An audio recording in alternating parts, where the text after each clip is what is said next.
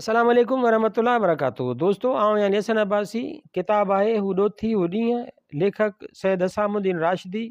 किस ॾहीं। उहे ज़माना विया, उहे ॾींहं लंघे विया, उहे ॻाईंदड़ ऐं सच पुछो त उहे ॿुधंदड़ बि वथाण वीरान करे विया। ॻोठड़नि जे ओताकी मुड़ुसनि वटि राति ॾींहं लय हूंदी हुई। सावण जूं नूर भरियूं थधियूं ऐं चिटियूं चांडोकियूं हए हए ॾखण घुली पवंदा। वण टण में ॼण साहु पइजी वियो। सिरियां ऐं टारियुनि जूं टामियूं मस्तनि वांगुरु पियूं नचंदियूं। ईअं पियो मालूम थींदो ॼण दहकाननि जूं नंढड़ियूं नींगरियूं पींघनि में पियूं झूटा खाइनि। पन हिक ॿिए सां ठहकी थालियूं ऐं तबल वॼाए ॻोठड़े जी सॼी काइनात खे मथे ते खणी ॾींदा। उन समय में न फ़क़ति ग़रीब गुरबो रागनि जूं रिहाणियूं पियो कंदो, पर ख़ुदि केतिरनि ज़मींदारनि अलगर्ज़नि जूं मुअल दिलियूं बि उधमा खाई उथंदियूं हुयूं ऐं वटनि बि कचहरियूं लॻी वेंदियूं हुयूं। शाम थींदी, अङण ते छिणकार कबा, गिल्म विछाइजी विया, आराम कुर्सियूं ज़मींदार ऐं उन जे मिटनि माइटनि लाइ ऐं चङनि मुड़ुसनि लाइ मूड़ा पवंदा। बाक़ी राज चौधारी गिल्मनि ते वेहिजी वेंदो। मानी टिकी खाई अलो मिया थींदी। रागी यकतारो खणी विच में पवंदो। पासे में घड़े वारो ऐं सुरंदाई हूंदो त ॿिए पासे खां भर अची वठंदो। अहिड़ीअ तरह काफ़ी शुरू थींदी। हर मिसरे पुठियां साॻिए मतिलब जो ॾोहीड़ो पियो ईंदो। रागी वर वर कयो पियो मिसरा ऐं ॾोहीड़े खे दोहिराईंदो। हेॾां कचहरी पई कंदी। वाह मियाँ वाह, वाह फ़क़ीर वाह, लख आफ़रीन, जस अथई यार जस, भले भले साईं भले, वाह जो लॻी दोस्त, वाह जो लॻी। दाद जा बि अहिड़ा दिलि घुरिया नमूना हूंदा हुआ। हियांव जे हेठां निकितल मलमी ऐं तसन ॻोठाई ज़ुबान में मलम जो हम माना खां बिल्कुलु आरी ऐं ख़ाली मारी सुहिणी सारंग भेरवी सुर ॻाइबा। उन विच में जोग खे बि जोटिबो। अध राति थींदी ऐं राणू लॻंदो ऐं वाह वाह थी वेंदी। भेज पई भिजंदी ऐं सोरठ ते तार ईंदी। अहिड़ीअ तरह सभिनी सुरनि जो मज़ो माणे कतियूं कर मोड़ींदियूं ऐं कुकड़ पिया पोयां धस हणंदा। उन वक़्तु महफ़िल मुंतशिर थींदी। हर को कर भञी ओॿासियूं ॾेई ईअं पियो उथण जी कंदो ॼण मस्तु मैखाने में सॼी राति गुज़ारे हाणे होश में ईंदा वञनि। उन ज़माने में अञा सिनेमाऊं कोन निकितियूं हुयूं। पारसियुनि जूं थिएट्रिकल कंपनियूं ज़िंदा एक्टरनि जे ज़रिए ड्रामा स्टेज कराईंदियूं हुयूं, लेकिन उहे ड्रामा बि उन्हनि चंद माण्हुनि खे नसीब थींदा हुआ जेके कराची या बम्बई पहुची सघिया थे। कराचीअ जे एल्फिंस्टन स्ट्रीट में कैपिटल नाले जेको हाणे सिनेमा हॉल आहे, सो इब्तिदा में थिएट्रिकल हॉल हो।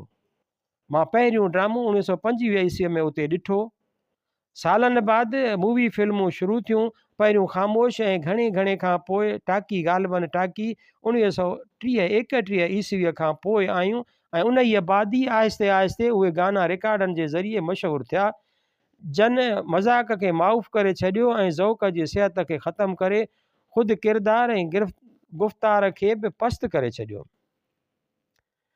पहिरियों टीन जे तूतारे वारा काठ जा हिज़ मास्टर्स वाइस फ़ोना किन किन अमीरनि जे ओताकुनि में ॾिसबा हुआ।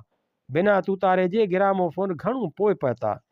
जेके पिणु पैसे वारनि वरिता, मां उहो बि एडिसन जो ठाहियलु फ़ोन ॾिठो, जंहिं ते थाली क़िस्म जे रिकॉर्डनि जे बजाए कंगणीअ वांगुरु गोल रिकॉर्ड चाढ़ींदा हुआ ऐं उन्हनि तां हिकु गानो लाहे ॿियो पंहिंजो ॻातल गानो चाढ़े सघिबो हो।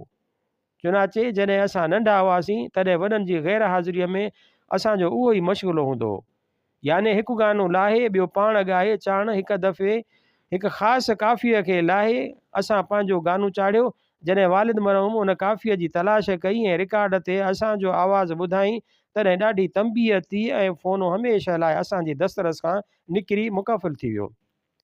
मोहम्मद हुसैन नगीने वारे जा पक्का गाना ऐं गोहर जान आगरे वारीअ जा गज़ल तूतारे वारे फ़ोने जे दौर में ऐं ग्रामोफोन जे इब्तिदाई अहद में भाई फैज़ अमर तसरी, भाई चेली पटियाली वाला ऐं मास्टर लभूअ जा रिकॉर्ड राइज हुआ। लेकिन उहे सभई गाना हरचंद शरीफ़ाना ऐं क्लासिकल सुर ऐं ताल में हुआ। पर सिंधियुनि फ़ोना आम तरह उन वक़्तु ख़रीद कया जॾहिं भाई कंवर राम जा रिकॉर्ड बाज़ार में आया ऐं माई जीवणीअ आलाप करे चयो त ओ कंहिं न झलिया कंहिं न पलिया हितऊं वियम हाण वैरागी वतन लए। उन मां साफ़ ज़ाहिर आहे त बुनियादी तरह सिंधियुनि खे पराओ राग पसंदि कोन हो। वटनि पंहिंजा राग, पंहिंजा सुर, पंहिंजा साज़, पंहिंजा ख़्याल, पंहिंजूं तशबीहूं ऐं इस्तारा, मुहावरा ऐं मिसाल, जंहिं सां सिंगारियल पंहिंजूं काफ़ियूं ऐं कलाम ॾोहीड़ा ऐं बैत हुआ। यकतारे जी तार वॻी, घड़े खे धकु लॻो, काठ जी चपड़ियुनि हथ में वाॼट कयो ऐं पेरनि जी छेड़ छमको कयो। होॾां कन ते हथु वेंदो ऐं होॾां अलो अला थी वेंदी। बसि पोइ त हर को मस्तु ऐं मदहोश चौधारी वाह मियां वाह पई पवंदी।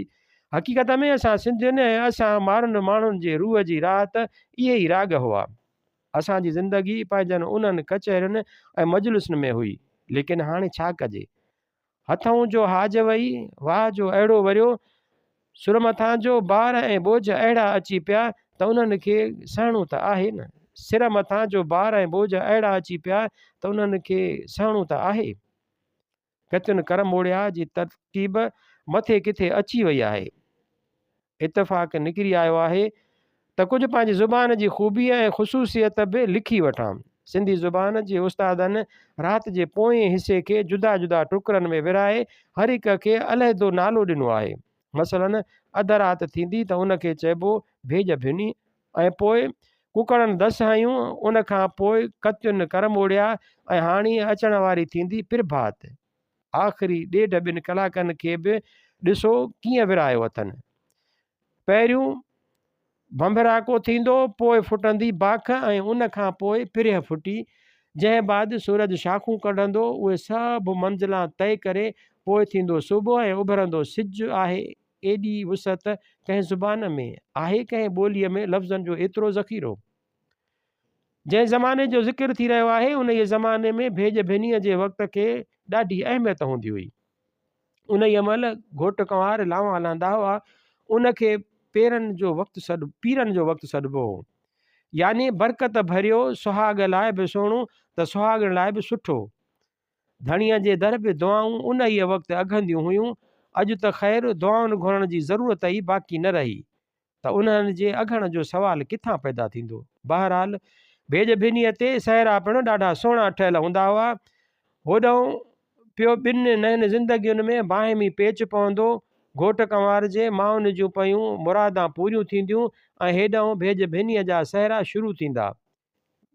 बिजलियूं त हूंदियूं कोन हुयूं, तंहिं करे शादियूं घणो करे महीननि जे 14 तारीख़ ॿधिबियूं हुयूं। जीअं 14 जी चांड्रोकीअ में झंग झर भल रोशन हुजे। हाय हाय केॾो रोमांटिक समूह थींदो हो। ॿ नाशना सूरतूं, ॿ अणॾिठल दिलियूं ऐं ॿ औज में आयल फू जवानियूं हज़ारनि तमन्नाउनि लखनि आसरनि ऐं उमंगुनि जे झोलीअ झुलंदियूं हिक ॿिए सां पयूं सॼीअ ज़िंदगीअ जो सौदो अहद ऐं पैमान कंदियूं। अहिड़ो मज़बूत ऐं पाइदार जो मौत ईंदो पर उन में कस्त न पवंदो। सच पुछो त उन ई भेज बनीअ में जेके निकाह पिया से असां कॾहिं टुटंदा कोन ॾिठा। रोमांटिक वक़्तु ऐं रोमांस जो बि सही मफ़हूम उहो ई वक़्तु ऐं उहो ई वाक़ियो हो, ऐं न कि अॼु वारी माना ऐं मतिलबु। जीअं एल्फीअ में अखियूं अटकियूं, सींड वॻी ऐं कैफ़े जे कंहिं कुंड में अखि वठी काफ़ीअ जो कोप पीबो। पीउ माउ खां ज़ोरीअ बल्कि चोरीअ, मुंहं ऊंधाईअ में चोरनि ऐं रहज़ननि वांगुरु पुराणी हवा बंदर ते पहुचबो। कुझु एक्टरनि जूं ॻाल्हियूं कनि एक्टियाणियुनि जा दास्तान ऐं कनि फिल्मुनि जा किसा कबा। चंद ॾींहं उन ई फर्ज़ी रोमांटिक समय में उन ई क़िस्म जो रोमांस हलियो। बसि वरी ॿिन्हिनि नए रोमांस ऐं ॿिए रोमांटिक वक़्त जी तलाश शुरू कई।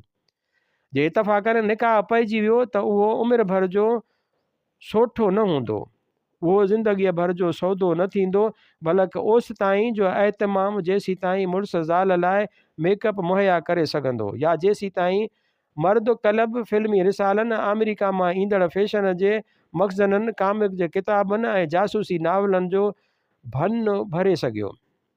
भेज भनीअ खां पोइ सिंध में ॿियो सुहिणो वक़्तु थिए बाख ऐं पिरह फुटीअ जो। विच जंहिं में हर को उथी खड़ो थींदो, पखी परंब वाहेरो छॾींदो, वणनि में झिरकियुनि ऐं चीहनि जी चूं चराड़ पइजी वेंदी, ऐं कांव बि कांगेरा छॾे अची अङण जे आगुरनि भीड़ा थींदा। बगड़ा तितर चढ़ाका छॾे हेठि थींदा ऐं कारड़ो तितर ॿूड़नि जे गोदरनि मां निकिरी ॿाहिरि थींदो ऐं हर हर पियो कंदो, पीर पीर किदर, पीर पीर खिदर। उहो वक़्तु इबादत जो हो। झंग झर में हू अलाह जी होकार हूंदी। मुला बि मुलियाणीअ खे घर जे कमकार में लाहे पाण अची मस्जिद जो पासो वठंदो। धनार माल छोड़ींदा, कुड़मी हर कुले कंदा। घर दयाणियूं ॾुधनि जूं चाॾियूं अॻियां कंदियूं। कन खे जंड जो हथियो हथ में हूंदो। वॾी उमिरि जूं मायूं वठंदियूं तस्बीह खे ऐं के पढ़ंदियूं ॾाढीअ लय ऐं सोज़ वारे सुर सां हिन मदह खे। अगसनी या सैयदा रस या रसूलुल्लाह तो। खिज़र जो हम माना लफ़्ज़ ॿहराड़ीअ जी ज़ुबान में।